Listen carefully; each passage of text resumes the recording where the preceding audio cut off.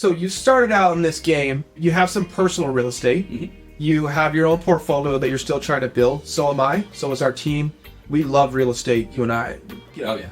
Eat, sleep, and breathe it. Talk real estate all day. That being said, building a real estate portfolio is how you build wealth. We understand that. And investing in general. But you started out doing traditional syndication, I would say, along with your own personal real estate around the country. We'll just say that. Arizona, I think you were in. North Carolina, Indianapolis. Yeah. So multiple places around the country and doing these traditional buy apartment building, raise capital for it.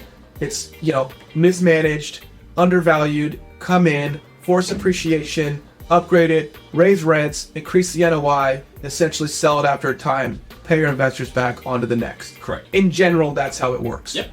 How did you go from there and why, Shawn, to what you're doing now, which is buying real estate, developing it, going through the entire process of getting plans submitted, designing the thing, going through the permit process, pulling that permit, building that thing, right? Based on what you think is going to be the best inventory to bring to that market, and going through that entire process, and why?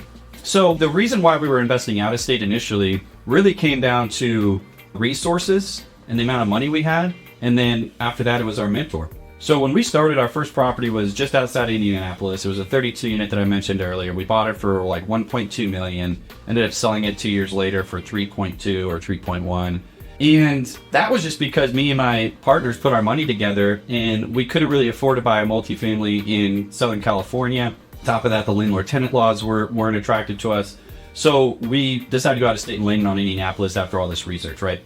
And then after that, we started, we have 295 units. What year right was now. this? This was 2020. 2020. Yeah. You couldn't really miss. Or 2019, actually, with a 32 unit, I believe. You couldn't really miss in that bull market. Right. It was awesome. Cap rates were compressing. Rents were shooting up like a rocket across the country. Cheap debt. There's no doubt. Yeah, cheap debt. There's no doubt that we had timed the market right, too, especially for that first project.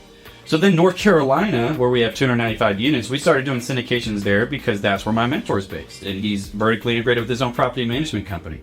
So this was a great way for us to get our feet wet, start learning the game on the bigger properties and stuff. In a market from someone who has tremendous experience and knowledge in that market. Correct. And then we were basically faced with a couple of like crossroads where we're thinking we could either keep expanding out of state in a market like North Carolina or something like that. But what we've noticed is most of our investors live in Southern California. Most of them live in San Diego. It's harder to pitch projects across the country that they can't see and touch. And it's harder for us to, we're constantly flying to North Carolina, which is just a long trip. There's a layover every single time. It's just a far way to go. They're great investments, but there's a lot of power in developing your business in the market you live in. 100%. It's so much easier to meet more investors. Like if I meet investors that, live in La Jolla or something like that, they know this market, they understand it, they want to invest with it in there and stuff like that.